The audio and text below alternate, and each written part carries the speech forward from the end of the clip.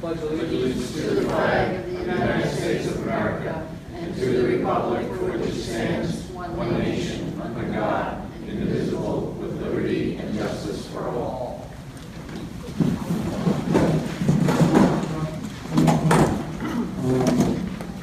Unless there's any more further questioning. Good evening. Unless there's any further questioning, to make a motion to close the CDBG grant that was submitted June 20, 2025. Public hearing, I'm sorry. All right, make a motion. Second. All in favor? Aye. Make a motion to accept abstract number A-070125. Open for discussion.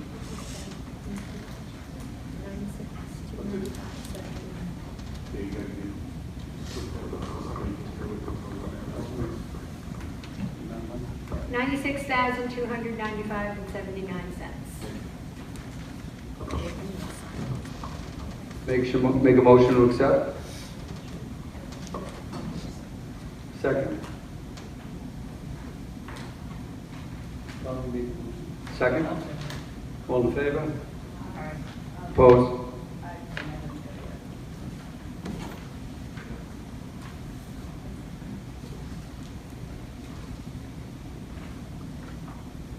I'm not going to sit here anymore through it all.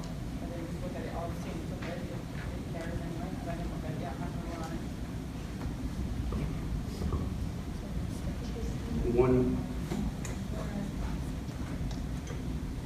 One's not voted. Under old business, I checked further on the 17K closing, same as it was. Nothing's going to change, so Goodwill Road will have a lot of traffic on it. And where the no sidewalks are, just be careful. All right, under old business, Chief requests to authorize the proposal for the LPRs, street camera purchase and installation. Motion to move forward with. So, I'm sorry, Joe, do you want to talk? So, I forwarded everything to you guys. If there's any questions, I already answered the call. There's two proposals. One is the flock system. The other one's Motorola. At this time, Motorola, I believe, is a better choice. They have it's the Rockland County Co-op, I believe it is, which is a state bid pricing, which allows us to make the purchase without having to go out to the formal RFP. It also provides us with unlimited storage, opposed to 30 days, which is for flock. The one thing we lose out on is the connectivity with the other agencies in the area. However, we can just work with those agencies and provide our data, and they can provide their data, so it's not much of a loss on that side. Yes? Why wouldn't our flock system connect to other municipalities? If we did flock, it would. But I'm looking at Motorola as our choice for this one. So Motorola and flock are two separate companies. Right. Yeah. And most municipalities in the county have. Not the county, just in this general area. Okay. But the largest one is Motorola. State Police uses that. I believe the SO have it. I don't want to misquote that one. But I know State Police has it. They have it all up and down the highways, 84, 87. So we have access to all of them as well. And if you saw the plans, we basically have it so the entire village is covered. So we would watch everything coming and going out of the village, basically. And this is 100% covered by the grant that you. This is all covered by the grant. Thank you. The only question that I had that was already answered, but just so that everybody is aware, is the only thing is it's about 13. Okay, get easy. The only question I had that was already answered, but I feel like we should address because this is a huge step in the right direction for keeping everybody safe and getting into this century with all kinds of cameras and connectivity. There's about a $13,000 a year carrying cost that's included for the first 5 years in this grant, correct? So I double checked on that as far as like the yearly. You're talking about yearly cost after the 5 years. After the 5 years. After the 5 years, it's only the an annual LPR license, and then $475 per LPR, and then $3,500 for the LPR like database that we would have. So total would be $8,250. Okay. But that's, you know, there's supposed to be another tech grant coming out. Okay. And 5 years is a long time. I'm sure we'll put something else out. If we decide it's not worth keeping, then the cameras would stay up. We would still have access to them. We just wouldn't have necessarily as connected as we wanted. And the only, okay, the only other question that I forgot to reiterate when you did call me back, I'm sorry, do you have an estimated life of the equipment? If you don't. They estimate to change out in 5 years. Okay, so we would readdress with the new grant completely? Yes. Okay, thank you. All right, make a motion to move forward with Motorola. Just make Second. it, sorry, Mayor, just make it subject to final review of the purchase contract and any service agreement subject to review of the village attorney, please. Okay. I got one more thing. So on that note, the only other thing we would have to do, which I did not send with you after to take care of that, is the village would have to have an agreement with Central Hudson in order to utilize their utility pole. Do you have that? I have it. That, we could do that now too. Part of this is, as the chief just said, there's a standard, there's an agreement that Central Hudson has when they deal with municipalities for attaching equipment to poles. I have the agreement here, the chief forwarded it. So this would, let's have this motion also authorize the mayor or his designee to execute Central Hudson Gas and Electric Corporation non-standard pole attachment agreement subject to final review of the village attorney. So you got two things, proceeding with the LPR equipment contract, three things, sorry.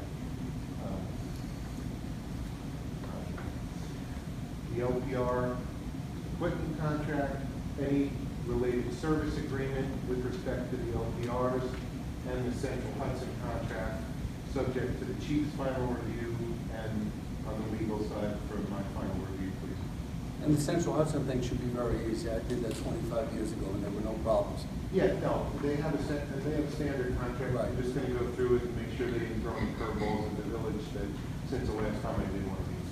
Okay. And it's like a 20, 30 page agreement, so I'll get through it this week and we'll be able to go forward. Thank you. All right, with what our attorney said, make a motion to accept. Second? Is that second on that? All in favor? Opposed? Carried. I have a quick question before we move on to Will about the Central Hudson contract. If that's something that we need for the speed signs, as we get closer to that at the school, we'll need one of those as well. For the, which side is this?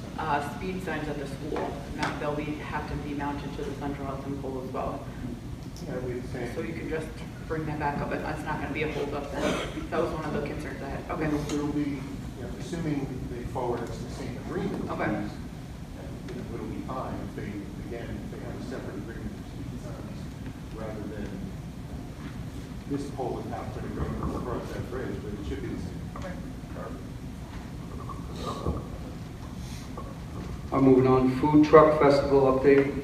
Thanks to our volunteers, Tracy Casey and Lori Dahl. It was a huge success. Do you have anything to say, Matt?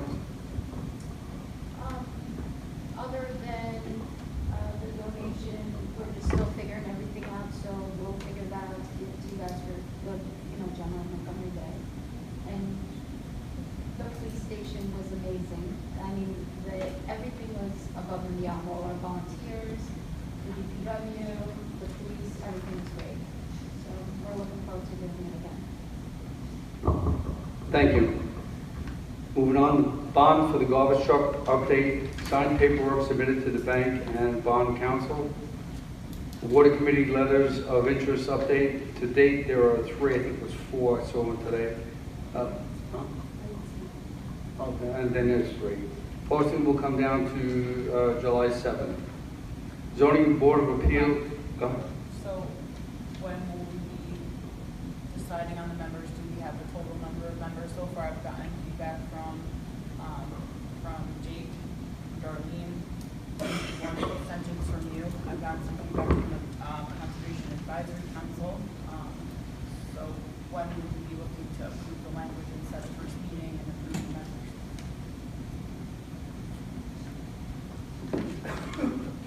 Well, start the committee. Okay, so when are we going to be looking to approve the members of the committee? Is that something that we're all going to see the? The posting is going to end on July 7th. Are we, okay, and will we all be able to review the applications, or are you going to appoint the members? Are you going to do 3, 4, I'll be the final say, but the people who are going to do it are the experts, Jake and Greg. So Jake and Greg are going to look over the applications, and you're going to be the deciding factor, and you're going to let us know at the next meeting, or when will we know who the members are? Well, we only have 2 meetings in the summertime, so probably by September. Everything's running great right now, and I have no reason to believe it's not going to be, so this is not an emergency. It's not about running rate, I'm asking a question. Yeah. If at the next meeting on August 19th, if posting is coming down on July 7th, we should have plenty of time to approve the members and the language on the draft action plan and present it to the public at the next board meeting, no? Hopefully, but I'm not going to commit myself to it, Why not? because I'm not going to commit myself to it yet. So we've approved having a committee. I read the draft plan, and I think it's, needs some tweaking. Right, so we have 6 weeks until the August 19th meeting. What is the reasoning? I'm asking that we can't have it done in 6 weeks. And I'm not committing myself to something. It could be, it may not be. I I'm not make a going to be motion tied to down add to it to the something. agenda for I'm the not going next to be tied meeting. down. This is summertime, people are on vacation, so that's it. It may be, it may not be. I'd like to make a motion to ensure that we have this draft action plan ready and ready to approve at the next meeting, and the members ready to approve at the next meeting on August 19th. You can make the motion, but I may not do it. I may not be available by then. I'm not committing myself to something. That's that. I want to get it done just as quick as everybody else, but I'm not committing Respectfully, it myself does not to. seem that way. Can you Okay. call for a vote? Well, I'll second. so you're committing me to make this decision by August 2nd, August 6th, August 19th. August 19th. I may or may not.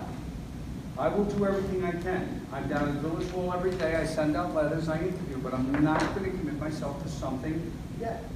We have a motion and a second, so it's a call for a vote. Okay, call for a vote. Make a motion? Second? All in favor? Aye. Opposed?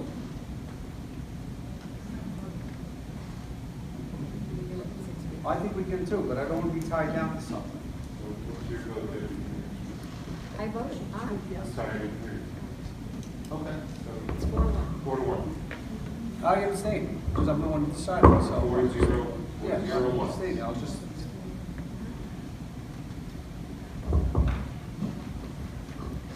Zoning Board of Appeals member selection update. A final member I selected him, Tom Harris. And that was done within a reasonable time. People were brought in, people were interviewed. Technology update. Clerk's office will manage the social media, Facebook. Move Edmonds to cloud environment successfully. Permits and foils are located under the village clerk section of the website. Exploring 2 areas, foils that can be populated online and online bulk payment. We may move to another CC service to enable more functionality to be determined. CC meaning credit Credit card? card, yes. I was about to ask that myself. I have a question about the social media, Facebook. Do we still have to approve the social media policy? before Can you use the anything is microphone? done? I sure can, thank you, sorry.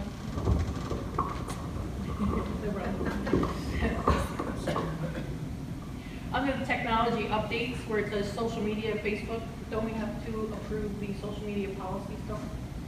Well, we have a social I was- Facebook account, and we had, And it's been running, clerk's right? office has been doing the posting right along, so. Right, I saw the attorney sent over the social media policy, is that something we want to approve? I Tonight or? It's Okay. on something.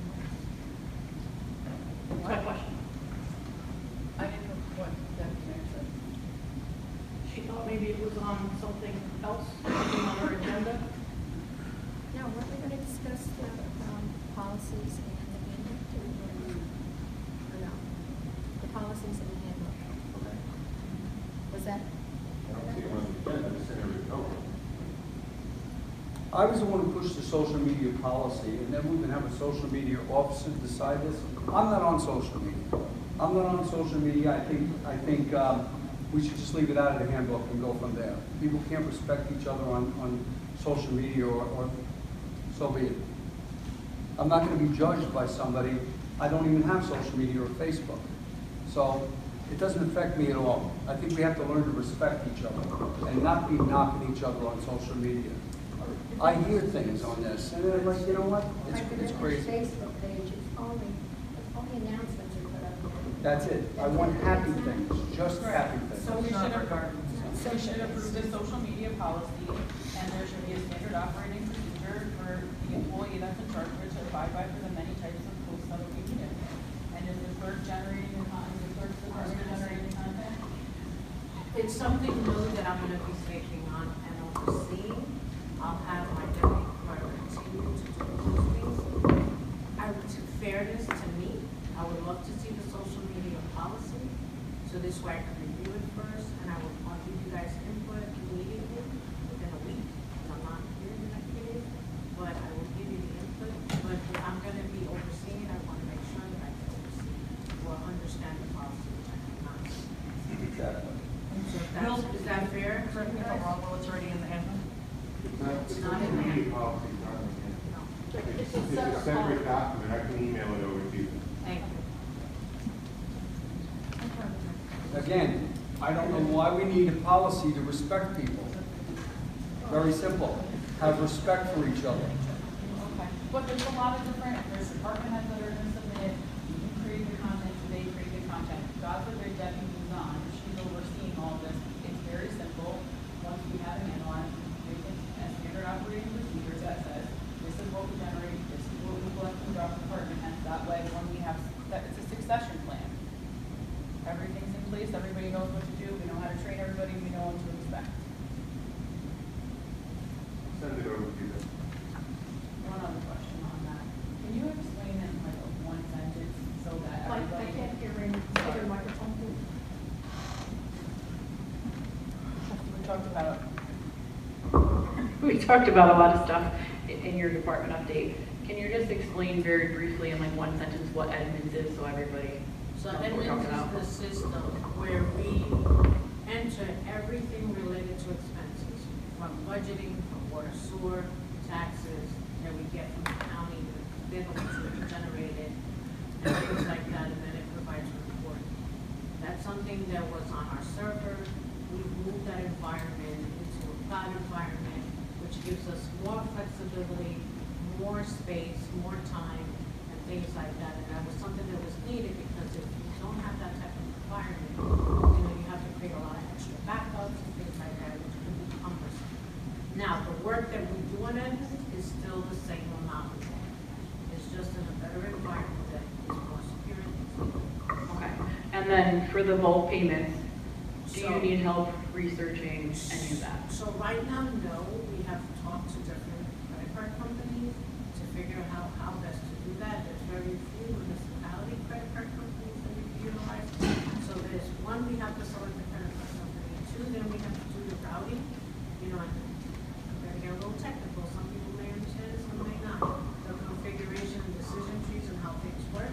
We also have to set up electronics and electricity that runs to the front window. So that may be an additional cost, so we may have to do some work around short term. Could there be a hybrid option where pay the window is cash or check-in, you can pay I always online? give option one, option two, option three. Okay. Let me know if you need any help about that. And one backwards question, I'm sorry. If there's updates to the website, will the clerk's office also be managing that? Should we send any updates to you or direct to Carol? I think right now they should come through me, so I understand how much work is getting on into the outside person. Okay. And we can control costs as well. We've made some changes ourselves, and I've gotten input from the people who were involved on things that they thought about, we haven't accepted from the past. So for now, I guess I'll be managing it. Okay. just was thinking there, you were addressing some of the things that people were not able to do or find on this, which I appreciate. Would it be easy to do a screen recording for someone to submit that, and we can have it as a link on the website of how to do it? Sometimes it's easier to see something like that, so I'll send I it to you. understand what you're referencing, I'll give an example of what she's saying. Today, if somebody's doing a search on our website, they're not sure how to search on our website, I have gotten a lot of inquiries about that. And with the changeover, people are used to the old way, there's a new way, and doing a little search for a video, that's something that we can look into, I just need the Okay. amount. Okay. Thank you. Under new business, authorize the request for a block party on July 26th with a rain date of July 27th for 14 Sycamore, requested by Iwa Halas. Motion? Second? All in favor? I just have a question. The police, are they included on that permit? Just because there is going to be, I saw that the alcohol's at everybody's house. What is the procedure for approval there? Not necessarily, certainly alcohol in the town. It's not Right. going to be drinking it, they're not going to. Is that something, when you put in a block party permit, does it automatically go to the police department? Is what I'm asking. So what we do is we send it to the police department and DPW, police department needs to be notified, great light didn't show up there. And then the second thing, DPW will also be notified because they have to have the bars that go up, the wooden bars that keep the street locked for the block party, so they're well informed. Thank you. Chief, did you have any?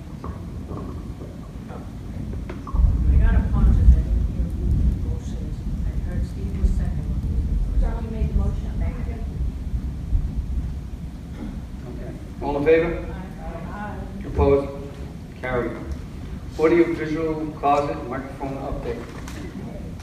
Can I have a microphone?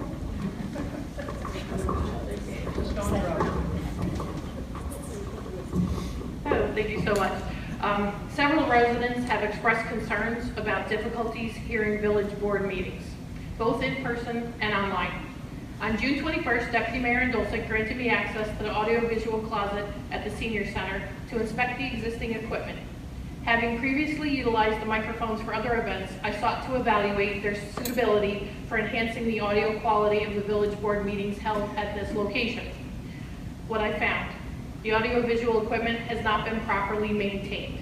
Power cords are not labeled, making it unclear which cords correspond to specific equipment. The power cords are tangled and some are frayed, with electrical tape used for repairs, which may pose a potential fire hazard. There is an absence of clear operational instructions, and 4 cordless microphones are available for use. However, the appropriate connection points are unclear. So for planning purposes, there is currently no defined plan for proceeding. I recommend that the board consider engaging a qualified professional to assess, upgrade, or replace the equipment to better support the Senior Center activities and Village of Montgomery meetings. Thank you. Thank you. Moving on, reports for, Yeah, that would be a motion, sir. Sorry. all right, make a motion to do that. Well, what you suggested. Do we need a motion or just clean it up? Says there's no plan. Well, there's a planning, I guess the recommendation section here is to consider engaging a qualified professional to assess, upgrade, or replace the equipment. So the next step would be, I believe, the next step would be to solicit proposals from various audiovisual consultants to take a look and make a proposal to either label the existing equipment, do a little bit of cleanup on the equipment, or propose new equipment, or at least have someone with AV background take a look at what we have, see where we're at.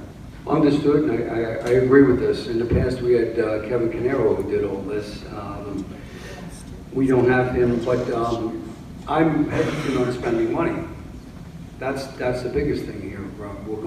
I don't want to be in the same position we were this year, next year, and I would hope that somebody, Jake, maybe somebody, somebody within the department or in these agencies can put this all back together before we actually spend money. Yeah, we've tried. Can we put it in LL in-house? One of them things, it's so old, outdated. How about acquisitions? They said they were coming back, what are the rules? How does something like that, is that a professional service, or do we have to put that out for, we have to put that out to bid, or is that a professional service? Kind of, it depends how much is going to be spent. For an assessment. For We're an already using assessment, it. We're already using it. Could that be a further? I mean, if they have the expertise to do it, they can certainly take a look, give us some recommendations. And really, it would only have to go out to bid if a public works project was in excess of $35,000. And this isn't going to come close to that. So what we're talking about is we would just get some quotes from some companies who can do this. We can certainly start with our current consultancy, if they can make some recommendations. Then we can hear from them about some costs of equipment.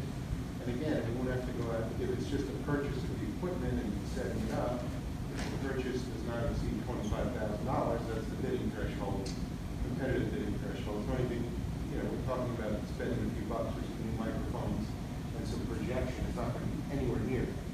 So the first order of business could certainly be to go with our current consultancy if they can make a recommendation. If not, we can have some other recommendations provided to the village. Thank you. Cynthia, that's yours. I'd be happy to do that. Okay. So the first one. All right, make a motion, or do we have to make a motion on that? At this point, it's just a matter of getting some quotes and talking to our current consultants and having a motion for that. Okay, Just thank you. authorize, If you could just authorize. at this point, everyone's giving the authorization to trustee Oakland to proceed with further investigation. Moving on from reports to department heads. Chief, you want to go first?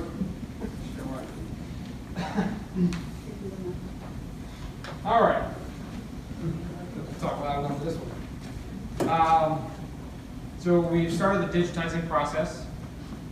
It's going well so far.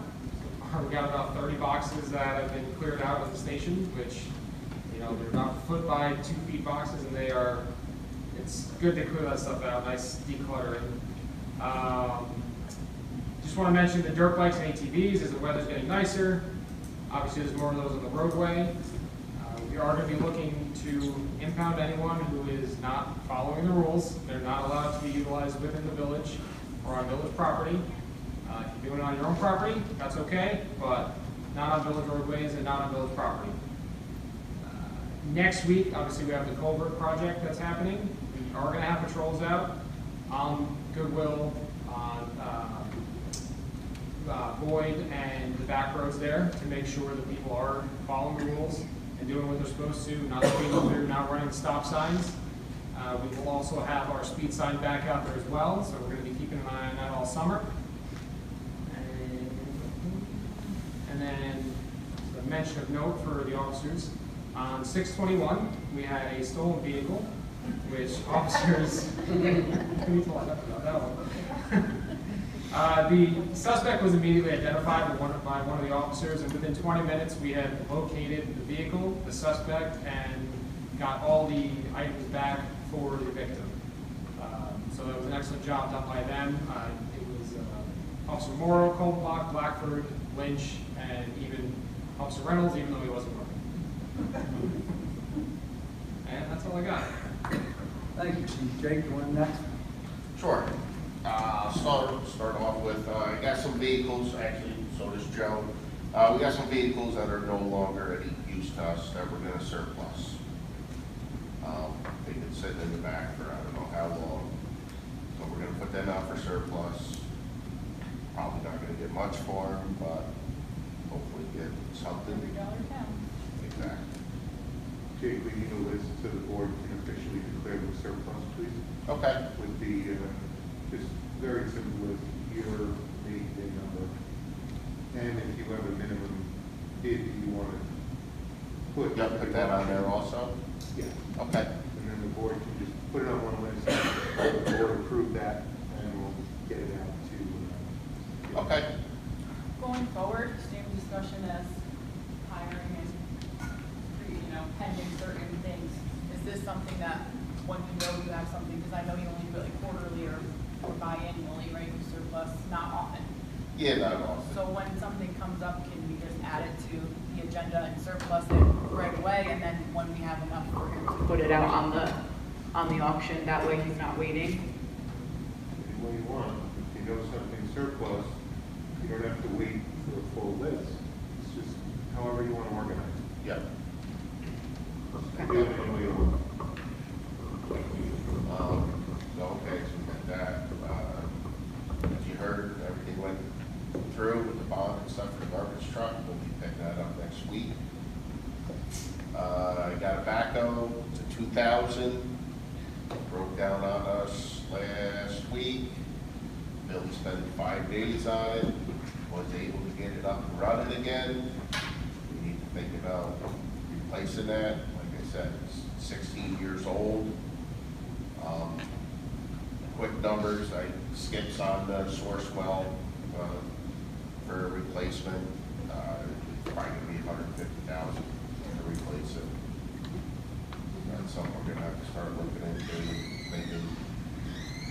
We can purchase it through CHIPS. If we do use CHIPS money, I have to keep it for 10 years, but that won't go straight on the village Can you budget. just explain what chips are to people? CHIPS is the money we get from the state that we use for roads, but you can also use it for equipment that maintains the roads, does work on the roads.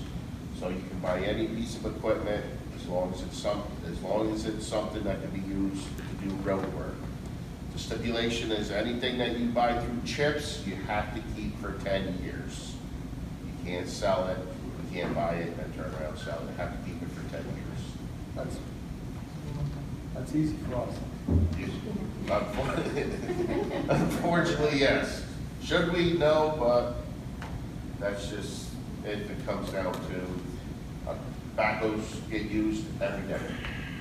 So if it goes down, we're gonna be in a situation like we were with the garbage truck. So, something we need to think about. What was the other? Well 6, doing phenomenal. It's holding well on the spring, it's pumping great, everything's good, water quality seems to be outrageous. We're able to make a lot of adjustments as far as turning the chlorine down because the water quality is so good. That's a good thing. Probably talk about possibly lifting the ban for the water moratorium. Possible. I'd like to wait till at least one dry season, but I'm not sure if that's going to get us in trouble or not. Dry season's usually August to September. And that's it. How's the sewer plant handling all this rain? What's that? How's the sewer plant handling all the rain? Well, luckily, the rain's actually calmed down. Last month, May's DMR, there was only 2 days where I think we're at 900,000. We're doing good? So, yeah, we're doing good. Thank you. Any further? Can we just talk about what we applied for the CDBG? For here, for the Yeah. air conditioning here? Yes, okay. So that grant, I believe, it switched a few times. Don't quote me on this. I want to say it was like for 52,000. I had a private company come in, look at everything. Their price was probably, 50,000. Here saying to replace everything. Unfortunately, when you do grants, everything has to go out to bid. So that company that came in at 108,000. So to put it out to bid, obviously, we're not gonna, it's gonna be 110 plus. So what I figured what we'll do is we're gonna revamp it, only to do one side, and then we'll try to get another grant next year to do the other side. So we're probably gonna have to split it up. Everything's working, it's just not. It's working, it just can't keep up when it's 100 degrees out. front porch. There's been talk about rebuilding the front porch on Village Hall for many years. We have all the decking that we bought many years ago. For whatever reason, it never got done. I had Frankie get an estimate. It's gonna be like $1,800 for material. Frankie will do all the work, it'll be in-house. So that's something we should probably look into before someone falls from the stairs. And they're terrible, they are gonna. Yes, they are. Yes. Yep. We are very fortunate that we do a lot of stuff in-house. I've spoken to a lot of municipalities and they contract out. Everything. Just contract, the guys don't have the knowledge, they don't have the expertise, they're not mechanics. We're very fortunate that we will give water treatment for people. It saves an awful lot of money. So thank you for what you do. Joanne? So on the 15th, we have our senior lunch comedy show coming in. Just saw that the other day, it was great. Yeah, I can't wait.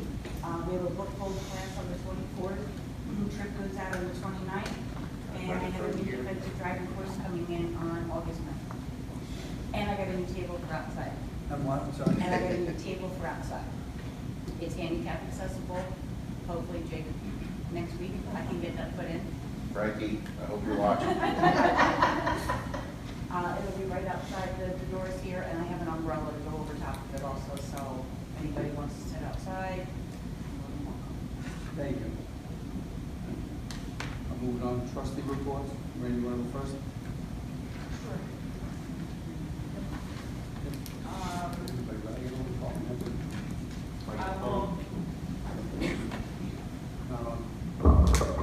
I will post it online as well. Attended a land use and policy roundtable with local attorneys, electeds, and stakeholders of the county. Attended the planning board and AHRB meetings, food truck festival, senior luncheon. Started the NICOM riveting water webinar series, including what's in our water, PFAS, wetlands regulation, and algae blooms. And then corresponded with the DOT regarding the detour, Millennium Strategies about grants, and connected with a resident with Assemblyman Marr to assist in a petition signing for the parole hearing for Danny Myers, which I know that resident passed around the senior center, and she was very motivated to do that, so I'm glad that worked out. And then also did the WQIP grant webinar, working on road conditions. Senator Rollison is coming tomorrow to travel the roads and discuss the conditions. Shared detour language on social media and reached out to DOT regarding additional signage and assistance during this time, which they responded, but weren't too helpful, but made sure that they were going to go ahead and let their construction crew know what the concerns were. So thank you for doing all your due diligence there. Event permit template needs board approval. So now that we've gotten a successful food truck festival behind us, going forward, this is something we've discussed a few times. So I'd like to make a motion to approve that template. If anybody wants to second it for discussion. I haven't seen it. Was it out? I haven't seen it. We discussed it in front of the attorney. I've given it to everybody multiple times over the course of since May. I haven't seen it. Okay. Would you like to see it now, or would you like to put it on the agenda? Okay, so I'll give you a copy now, and then we'll put it on the agenda for the August 19th meeting.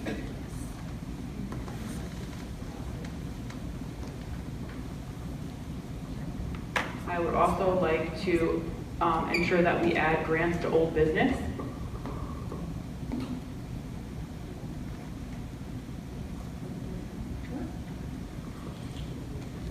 Yeah, I'd like to have grants as old business just as a couple sentence comments going forward, because there are so many. And I did do a spreadsheet of the current ones that we need to discuss, things that we have passed up in the past, things that we've been awarded in the past, and kind of who's running point on them, because I think there are a lot of available grants and they're getting lost in the shuffle a little bit. So if we could just put them in with I will get them to the clerk, and you can distribute them with the board documents ahead of time, so we can just do a one-liner, decide if it's something we want to move forward on or not, and then it's on or off the list for next time. If we can do that, that would be awesome. Right now, we have the CDBG application went in. There's a BRICS grant with an August 15th deadline, and the WIA grant, which does go to pay for the new water meter, the digital read one. Is that the one that's the 75%? Yes, it is. Yes, it is. So, and then there's the WQIP, which has a deadline coming up, and a smart growth grant that we submitted questions last month. The answers will be posted July 11th, and then everybody can decide if they want to move on to submit on July 31st. So I'll make sure all those get dispersed. And then the last thing, I really would like to make a motion to unlock the pickleball courts. So if anybody would like to second that for discussion, that would be great. Thank you. When you say unlock, you mean go back to leaving them open all the Yeah, time? leave them open all the time. What about all the people here? When you spoke with them, I think the folks here should speak. Okay. Everybody can speak here, public So comment. I need a public hearing on something like that, because we A public just. hearing? It's not a local law. A local law, I need the public to come down here, they need to know this. Because we didn't just close it, I don't even know anything about it until it was brought to my attention. We didn't run for this office to say, let's get the pickleball courts closed. It was brought to our attention, Hanover, Bachelor, these folks all came down here and said they wanted this. They came up with these hours. So we didn't just think this, we didn't pick a fight with them. The problem that we have is we have posted hours that aren't being, the problem that we have is we have posted hours that aren't being utilized. And so if that's the case, then we need to change the signage. But right now, we have signs that say we're open from this time to this, and they're not. And so people are traveling, coming in, and they're not able to access. They're traveling. We cannot restrict who comes in. I know we can't restrict. I know that, I completely understand it. However, I was elected for the village of Montgomery, and that's what I'm concerned with, the people who live in the village of Montgomery, especially here. I did not think of closing it at these times. And There's a motion in a second, so you can call I for a didn't think vote. of closing, I didn't think of opening and closing at these times. And interrupt them during discussion. Okay. I didn't think of closing and opening them at these times. The folks here told us that. They brought this to our attention. That's why this came up. Nobody sat here and said, gee, I don't like the pickleball people, let me close it. This is compromising.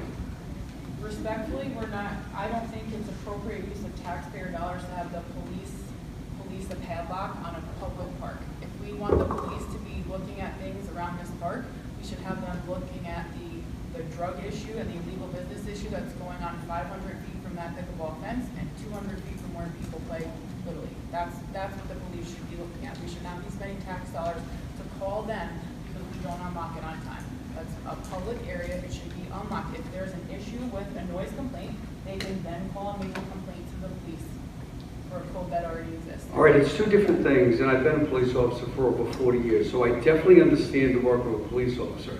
There was a time when we had for a month had to feed stray cats because the sergeant told us to do it, but that kept the neighborhood quiet. I didn't like it, but I did it. However, in this case, we will make other exceptions. Do one of you three want to go down there and unlock it and lock it? I have no problem with that. I am here to worry about folks who live in this area. That's it, not from out-of-towners who want to come in here and play pickleball. I was elected for the village of Montgomery. So if there's out-of-park hours playing going on, that is a noise violation, they can call and then it's a police issue.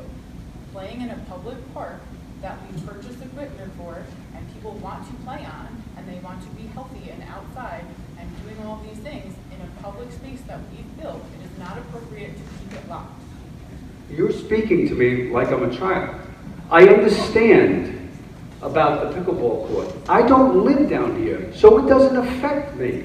However, I was elected to represent the village of Montgomery, and these folks live in the village of Montgomery, not the person who comes from Peekskill or Waywayanda who wants to play pickleball here. This is who I'm here to represent. That's why it has that on there. The back one doesn't have any lock on it. If you make a motion and you override me and you leave it open, it is not going to affect my quality of life.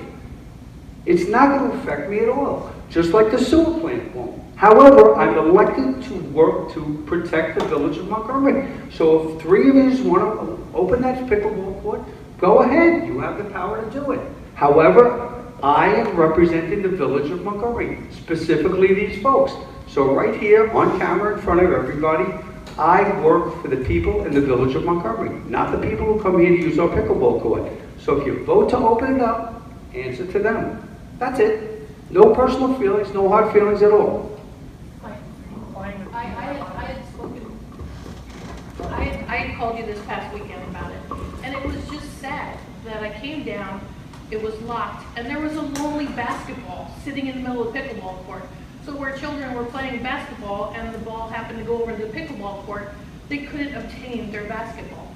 Cynthia, I So agree with that's you. why I feel the hours are posted. Let's take the lock off for now. Okay, the hours are posted. Let it, people police themselves. Go right ahead. Again, it's not going to affect my quality of life. However, we have pickleball courts back there. We have- Understandable, understandable, and it's great weather and people are coming out. Let's take a vote on it. I vote against, you vote for, and that's that. That's okay. Leave it open. Leave it open. Are you calling for a vote? I'm calling for a vote. Great. All in favor of leaving the pickleball court open? I'm sorry, you're still in discussion, right? Yeah, we're still in discussion. Go ahead, Trustee discuss. Andriani has something to say. So, are these posted hours within normal daylight time? So- Park hours do not drive back. Right, so it's 10 to 6 that we're opening pickleball courts. It's already shorter hours in the park. Parks from daylight to dawn, right? So we've already shortened the hours, and now to keep it locked further than that, what was the point of spending all the money to build them if they're not accessible?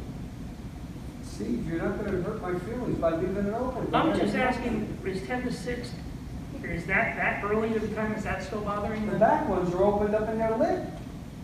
Yeah, I get it. They can go back there. Steve, the problem is that people aren't policing themselves. 2 meetings ago, I stepped out because of one of the topics I didn't want to be part of. And it was after 8 o'clock, and people were still playing pickleball out there. They weren't locked yet. So they're not policing themselves. So when we unlock the bathrooms, who does that and when? Who does what? Unlocks the bathroom facility. My guy, whoever does, is on well. Okay, so what time of night does he close? At night, police lock it at night. Police lock. All we do is open it. Whenever he comes into the wells, usually somewhere between 7 and 8. So currently, who's in charge of locking and unlocking the pickleball courts? I unlock them at 10, So you unlock them at and 10? the police lock them at 6. That's it? Six-ish. Okay. That's all I wanted to know was what the hours were, and it didn't seem like they were out of. Guys, vote to leave it open. If you feel strongly about that, vote to take the Problem is, hours off. when you live here, at night, you can't sit outside and enjoy yourself. That's all you do is pickleballs. Saturday morning, first thing in the morning, I live on Hanover, if my windows are open, it's annoying. And there's a whole bunch of pickleball courts back there. I came by one day and they were waiting over there because this one was locked and you couldn't get on. So there were people waiting, and they weren't out of town, they were local. So I just, Why can't you just go back there? they were already full. Steve, it's a public park. If they come from California, they can use it. Again, I stress to you guys, if you think it needs to be left open, go right ahead. It's not going to affect my way of life. It's not going to. But we're here to protect the village of Montgomery. Mike, I understand what you're saying. So go ahead and vote. Well, can we have a discussion? We are. But you're talking to me like you're going to convince me. I'll Well, vote I'm whatever not way trying you to convince want. I'm trying to get the picture. Whatever way you want. I haven't been involved in the complaints about the noise. I don't know how many there were, I don't know how long it went on for. A lot, we had a lot of Okay. attendance at And meetings what, down was here. there a time frame which they said this was now too late? The hours out there, the 10 to 6. That's what they. That was agreed on. okay. That was okay with them. Then that's where I'm confused about why it's not okay now. It is okay now. But it's not. We came at 4 Because o'clock. people don't listen to the People sign. don't adhere to the rules. If they come here at 6:30 in the morning and it's Oh, no, not it was 4 locked, o'clock they're out in the there afternoon on playing. Saturday, it was lost. Steve, they were out there with headlights from their cars shining on there and playing. Well, I'm not in favor of that. You know, I understand that 6 PM doesn't seem too late. This is But what the false there's year people one. home from work, you want to relax outside. Well, when you listen to it 14 hours a day, I can imagine. it's kind of a cut off, and that's always a cut off. I'm just, like I said, we're just trying to get the background of the picture. It wasn't like we picked a fight with them. They came to us and told us this, and we had to compromise. And there's all pickleball courts back there. How do we vote on this? At the end of the discussion? End of discussion, everything? All right, make a motion to leave the pickleball courts open all the time. Unlocked all the time. Well, the same thing. Unlocked. You aren't supposed to use them when they're not posted hours, it's just gonna be, if the locks are taken off, it's gonna be self-regulated until somebody complains. Of course, that's common sense. So make a motion to leave the pickleballs courts unlocked down here on Bridge Street. Make a motion, second, who made the first? Randy made a motion, Second? and Steve seconded it. You second We're it? discussing it, so now we just need a vote. All right, I'm confused. I thought the motion was leaving them open to posted hours. posted hours, they would be open. Take the lock, don't take the lock off, it's unlocked. They should only use it from 10 to 6, but the park is open different hours than that. Then put this back on the chief. On anyway. No, because all he'd have to do is lock it. Other than that, he'd have to go out there and continue to throw them out.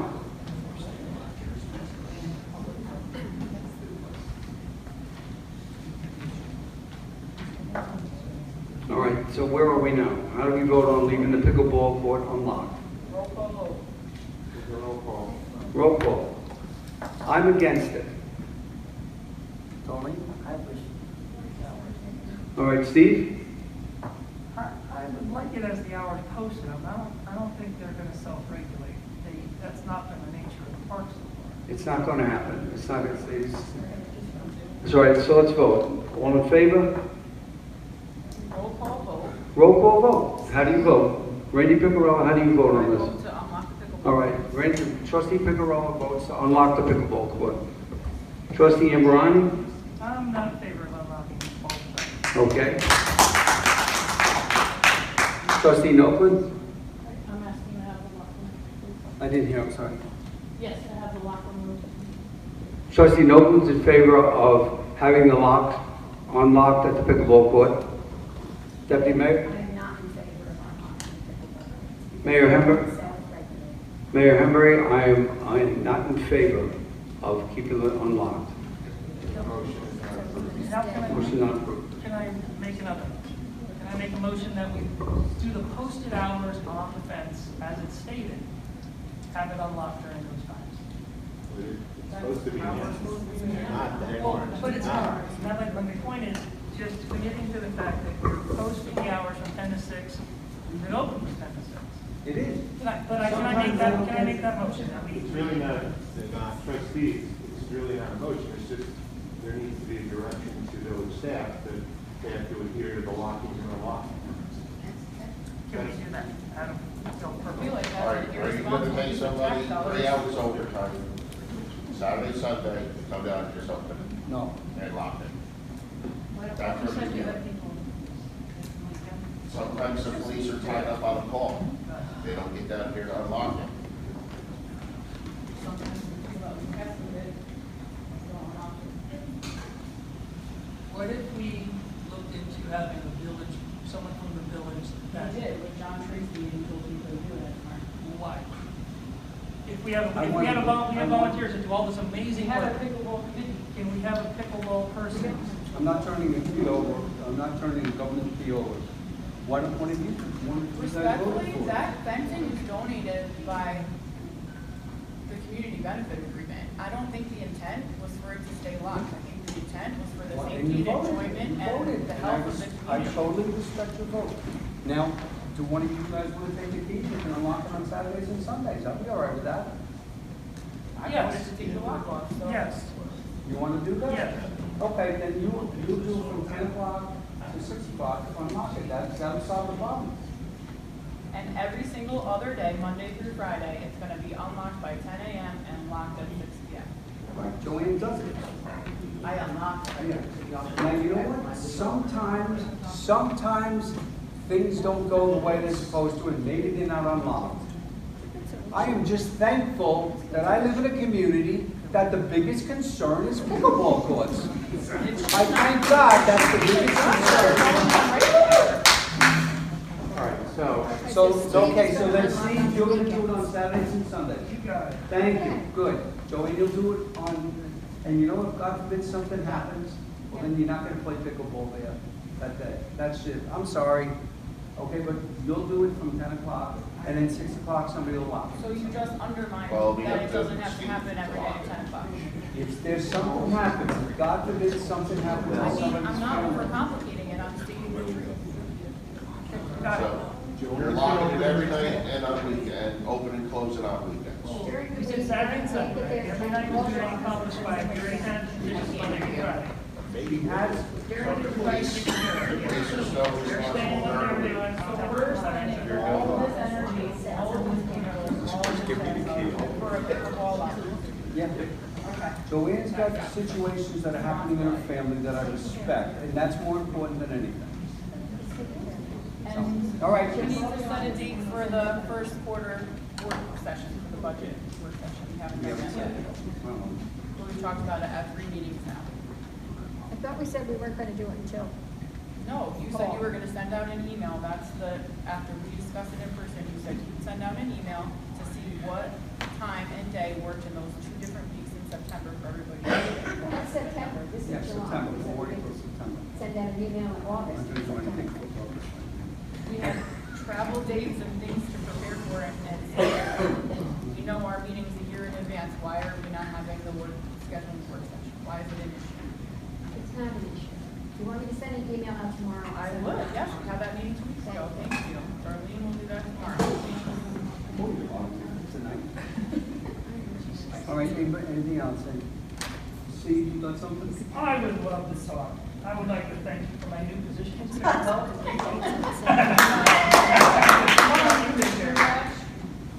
All right.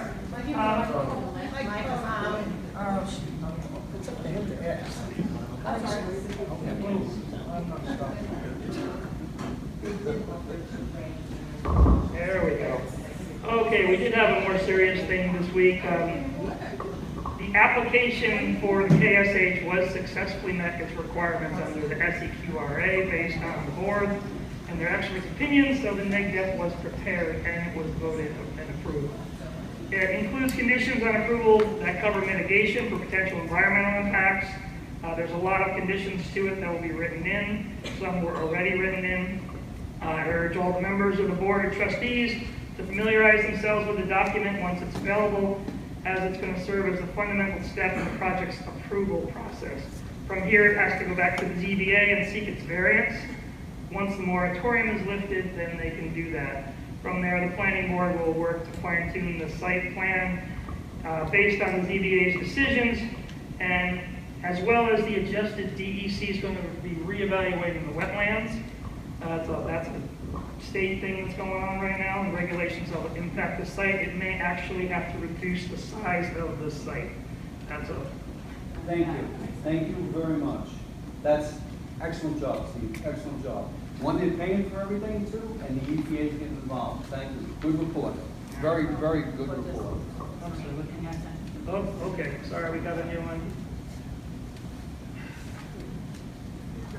Okay, so they've accepted a lead agency and begun the process for an amended site plan from the project that is constructed at 77 Clinton. This is a post-construction amendment, as changes were made during construction that were not on the plans. The project was referred to the county planning and will need a public hearing for approval and amended site plan. But also note that the project's issue further highlights additional support and oversight needed for the building department, as building permits were issued without signed site plans on file. Okay,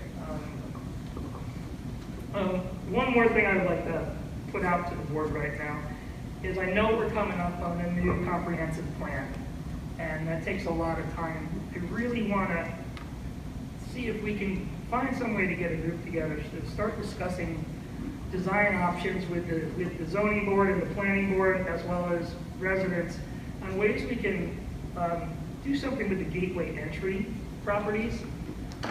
I don't want us to get caught like some of the villages where suddenly one wrong business gets in there, like yellow freight, and can destroy an entire town with its process.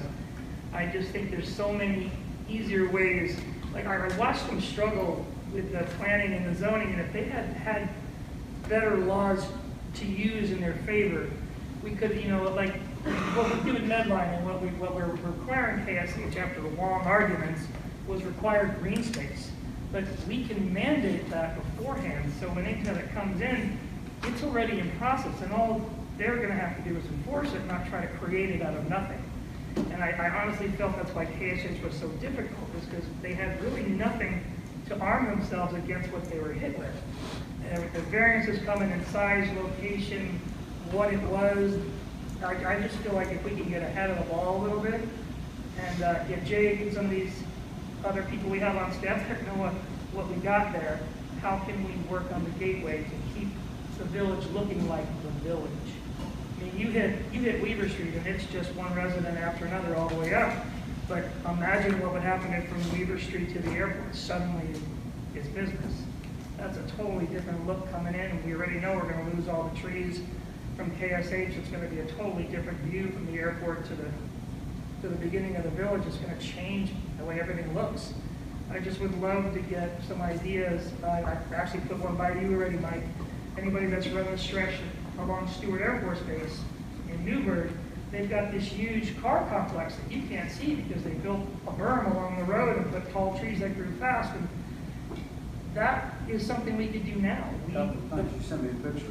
And it has a small colonial-style stacked rock wall along it. And anything that's behind that becomes blocked within 5 years. Like what KSH has to do is that they're following their driveway. Well, those trees have to grow for 40 years to go over a 40-foot building. But by planning ahead and making something like a berm on the street, then we can actually head off. And whatever was built back there, it's there. It happened. Zoning is going to control what they do. But we control the first, 20 feet? I think it was more than that. Yeah, so we control that right now. If we act ahead, we can start the process where we could actually have the block built where the businesses are going. And that would be a way to stay ahead of it. That's just my thought. I really hope. No, it's a good thought. It's a good thought. Going back in the history from that, we met in, I think it was one of the garages over there on Weaver. I'm sorry. We met in the garages over there. One of the houses, I think it was Hobart's garage. It was a rainy day, and I had made a comment. They wanted to go part industrial and part residential. I says, no, you better think about this. I said, I'll vote the way the folks here want. But I said, if you go residential, and I always called it the R word, residential. If you go residential, me as a board member have to tell you what you could have. You could have raised ranches, you could have affordable housing, you could have workforce housing, you could have apartments, you could have cluster housing there.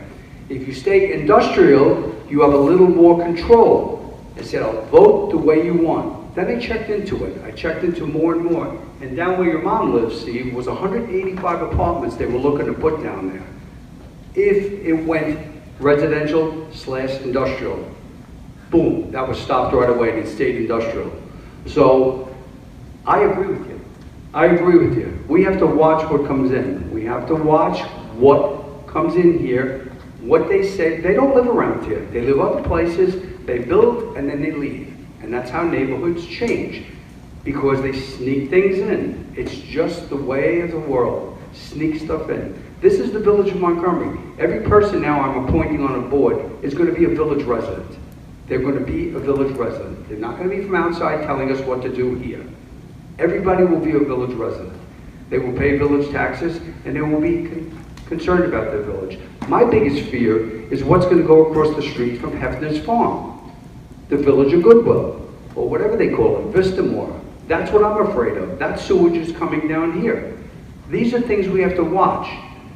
If you look down, if you watch other communities, how they protect themselves by their own boards, keeping stuff in-house, watching things. You look at Lower Westchester, Mamaroneck, Scarsdale, Larchmont, New Rochelle, Eastchester. They're all surrounded by the Bronx, Manhattan, Bronx, Mount Vernon, and Yonkers. And they keep control of what they've got there. They're very careful. They watch. That's what we have to be careful of. We have to protect this beautiful little community. Because if we let our guard down, problems will come in. We've got to protect ourselves. And that is why I don't want to get on this roll. I'm very against merging these sewer plants. And that's all I have to say on that. All right. Anybody else? What are we up to? Oh, I got it. My turn. You want to say You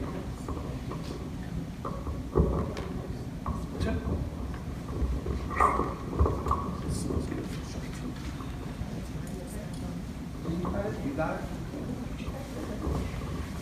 I met with Deputy Mayor Dulcich, who serves as the liaison to the senior center, to formulate a plan for the orderly transfer of an outstanding documentation pertaining to the official records of the Senior Advisory Board.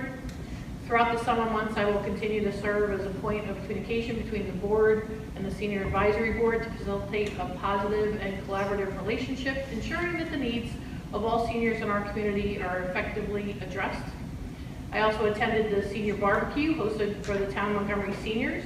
Councilman Brian Marr was also in attendance and took the opportunity to address the attendees, reaffirming his availability to hear and respond to their concerns. He acknowledged the deteriorating condition of state roads and assured those present that the issue remains a priority, noting his ongoing efforts to address it with the appropriate state departments.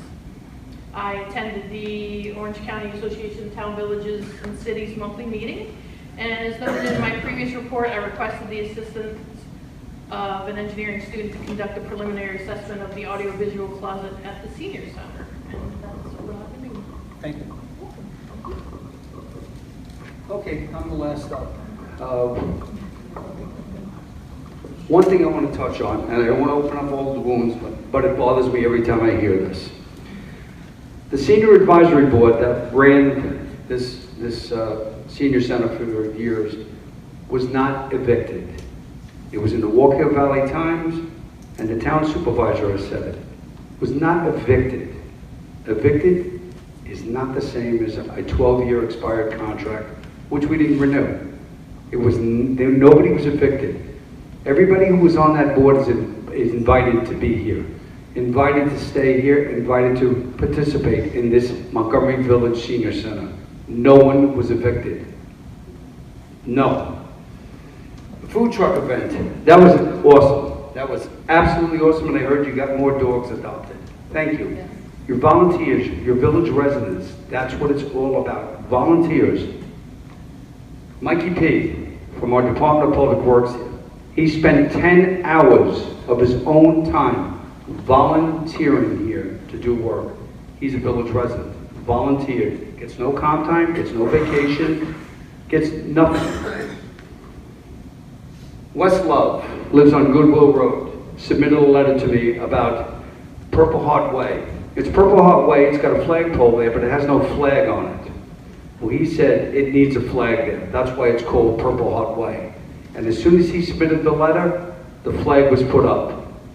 Jake is working on putting a light over the top of it, sort of like I had put on Veterans Corners and First Responders Corners there, the light on top, the solar light. If we can't do it, we have a street light right over it, but Jake's working on them. So thank you, Wes Love. Also, Jake, thank you again. He applied, he does things on his own, not waiting for a pat on the back, but I find out about these things. He got a county grant to do leak detection at fire hydrants. Just went out and did it on his own. Didn't cost us anything. We didn't have to pay matching funds or anything. He just did it on his own. And we had a meeting, Darlene and I had a meeting with the insurance, and Debbie too, had a meeting with our insurance man on controlling our cost. Insurance went up like crazy. You can see everybody, your car insurance, your homeowner's insurance. If you live in Florida, you're lucky to get insurance. But he sat down, and instead of trying to sell us stuff, he said, look, you don't need insurance on this, you don't need collision on that, let's knock some down. And he got our bills down. So this guy's a pretty good guy, and I appreciate it. And the last thing, I was at a show the other day, and I met the Village of Walden's mayor, Becky Pearson. I'd never met her before. We had a nice conversation, nice woman. And I asked her about the security in her building. She said they have the police on the bottom floor, which is good. She goes, well, we have security all the way up. We have alarm buttons, we have hold-up alarm buttons, we have bulletproof glass. Our people are protected. So she's concerned about her people, just like I am here. So that's it, that's all I have. We're up for 3 minutes now. Events? Oh, where's that? Events. Oh, I'm sorry. I have a double space one. Sorry, events, July 4th, the office will be closed. July 10th, summer concerts commence on Thursday from 6:30 to 8:30 p.m., Hurley Mountain Bands. One thing I was asked to please, when you're going down to the pickleball or the dog wash, just take it slow because the kids are all over down there, they're running all over. So just please take it slow. All right, thank you. Public discussion, 3 minutes, first up.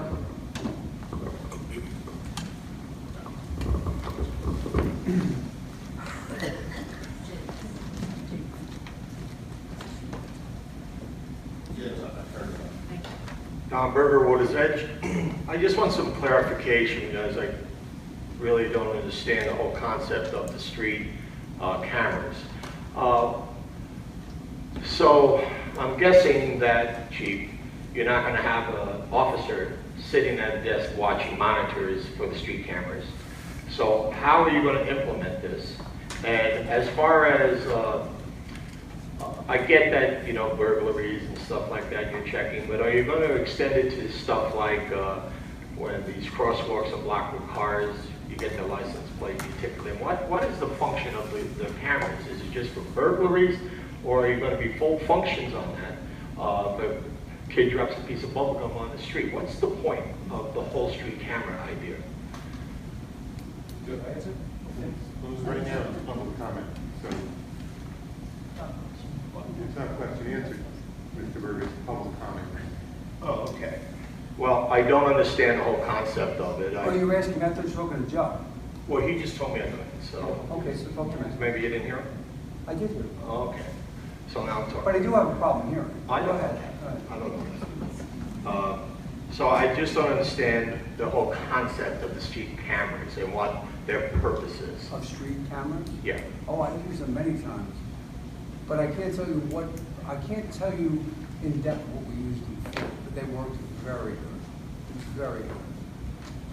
Very good. The camera's there, you see something, you can move in very easily. Okay, so I guess somebody's going to be monitoring it 24/7.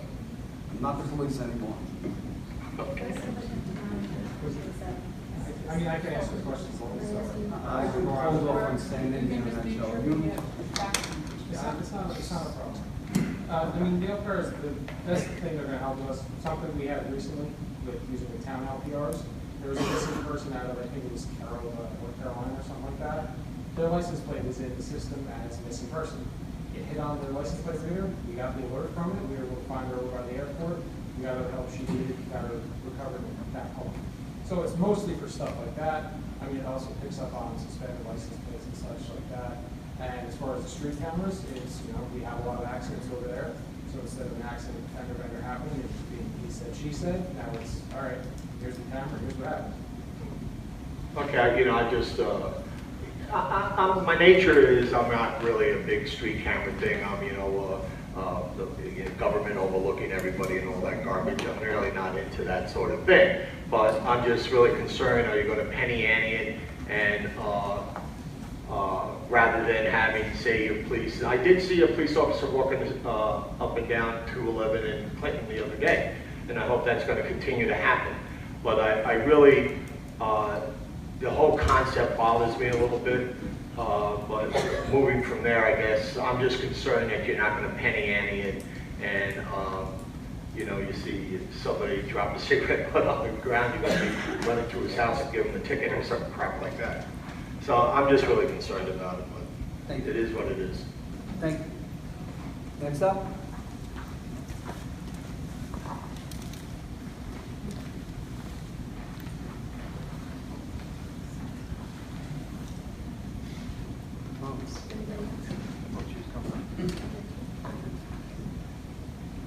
Mark Falchewski, 214 Tompkins Road. I just want to make, I'll speak louder. I just want to make two comments on what Mike said and what Steve said. The comprehensive plan is critical. I agree with what Mike said. it's going to be the future. I think I would hope you would include an environmental group, maybe the CAC or some similar group to help with that. But by the time it gets to the planning board, you go to the planning board and you say, why are you building this? It's because we allowed it. So that's the problem. People don't understand that. They think the planning board can stop things. They can't. So I think that's really important, this comprehensive plan. And the other thing I was going to say about Steve is, you're right, the gateway and the area around the village is just almost as important as the village. You don't want to have med lines and then a beautiful village. If you go upstate New York, there's a village called Mount Morris right outside the state prison. Takes away from it. Sheffield Gardens over there is not going to be a good gateway. It's not going to help the gateway.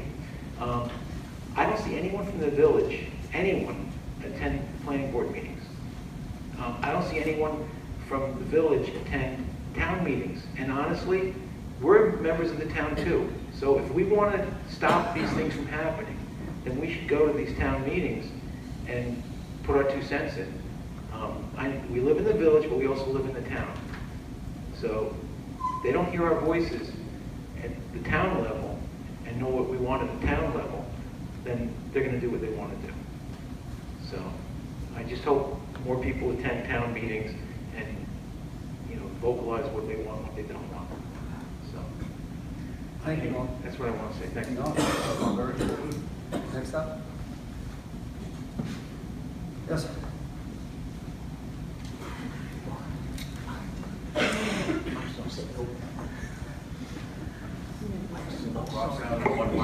Montgomery. All questions I say are rhetorical, not meant to be answered. On April 22nd, Trustee Pickerel made the following motion transcribing the video of the meeting. Can't hear me? Sorry. It's on. Okay, I'm sorry. That's fine. I think it works. I can hear myself. April 22nd, Trustee Pickerel made a motion transcribing the video of the meeting. This is what it was. I'd like to make a motion to entertain doing a joint feasibility study and joint feasibility study only with the town, pending approval of language that our attorney representing us. In this particular instance, Joe McKay and Will come to an agreement. If the language is agreeable to the attorneys, the town will pay and we will reimburse them $7,500. Where is the agreement between the town and the village to do this so-called joint study? Where is the document that contains the required language that is agreed upon by the 2 attorneys and voted on as acceptable by the village and town boards? Where is the service agreement between the village and the engineers to do the study? Without these items, there is no such joint agreement to conduct the study. What there is a resolution by the town, which I have, authorizing the town supervisor to engage in a contract with the engineers and dispatch them to do testing and site surveys at the village treatment plant. When was it the town assumed dominion over the village, its properties, and its vital services? Why is the town the only client on the service agreement with the engineers? I have that as well, if you want to see it. On that agreement, item number 6 says, the engineer shall meet with the client throughout preparation of the feasibility study to obtain information and feedback regarding approach and alternative analysis. Why aren't they meeting with the village? Because the town is the only client, and the only thing that is joint about this is paying the bill.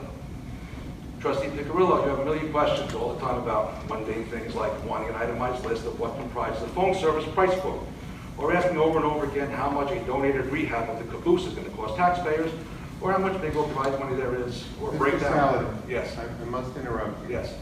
Okay. I'm going to read, and this is not going to take away from your time. Okay.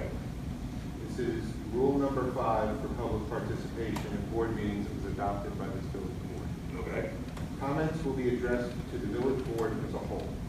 Speakers are not permitted to engage in any type of interrogation of individual board members on any subject. The purpose of public comment is to make statements relating to village matters, not to engage in protracted debates on pending issues. Okay, if you want to make comments to the board, please do so. Okay. So the board. Thank you, please. Thank you. No problem. Now So, I'm going to resume your time. Thank you. Members of the board have asked questions about bingo prize money, a breakdown of COVID system costs, who's going to inspect for cigarettes at the food truck festival or check IDs. But the town decides it can dispatch its contractor to do testing at our critical infrastructure and no one has a single question about it. You don't want to know what tests will be done. You don't want to know the timeline for completion. You don't want to know if any of the testing will cause any disruptions of service. You don't have any questions or concern at all. I find that to be remarkable. The town's agreement with the engineer also includes them giving the town a cost estimate of what it may cost to do upgrades at our plant if upgrades are needed. Isn't that something that should be subject of an RFP, or are these guys hired by the town setting the price for everyone? Where I sit, there hasn't been a codified agreement between the town and village to do a joint study at all. The only thing we have done so far is agree to pay the town $7,500 of our money while declining to accept $9,000 of their money for the summer camp funding, handing them a gift of $16,500 for which we get nothing in return. Thank you. Thank you. Anybody else?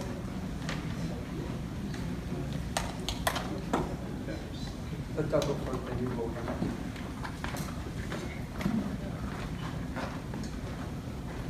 Doug Hantush, 2 Hanover Street.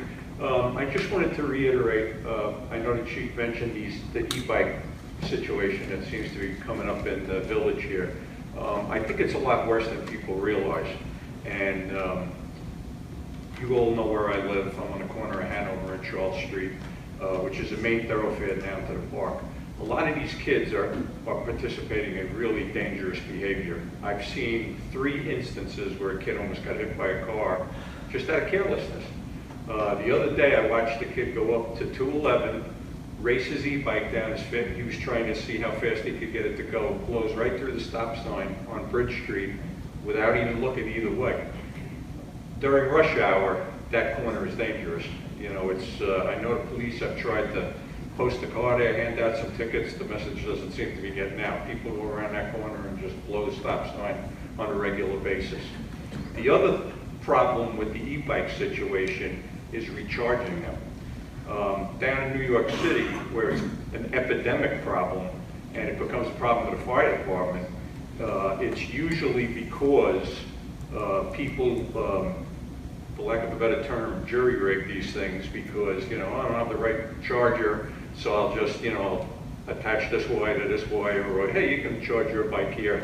And when these things catch fire, they're explosive. They're not, it's not just a fire, it's a volatile reaction. And it puts our first responders in danger too, police and fire department. So it's really something that's got to be addressed. I don't really have the answers yet. You know, I try to think about it, but there are resources out there we can research this stuff and maybe get some rules underway. We're not going to take it away. The e-bikes are here, and people are going to buy their kids e-bikes to keep them happy over the summer. But it's really getting dangerous. You know, it's really, you know, you go through your life worrying about your own kids, not worried about everybody else's kids. You know. So what happens with them things? You just got to let them burn, right? Well, they can be extinguished, but there's been numerous fire deaths down in the city where, you know, and granted we can't compare the village of Montgomery to New York City, but yet, but it is an epidemic problem, and I hope it really gets addressed somehow, and you know, you try to get this stuff under control a little bit. Thank you. Thank you, Doug. Anybody else? All right. Make a motion to adjourn. Second. All in favor? We salute our new pickleball opener.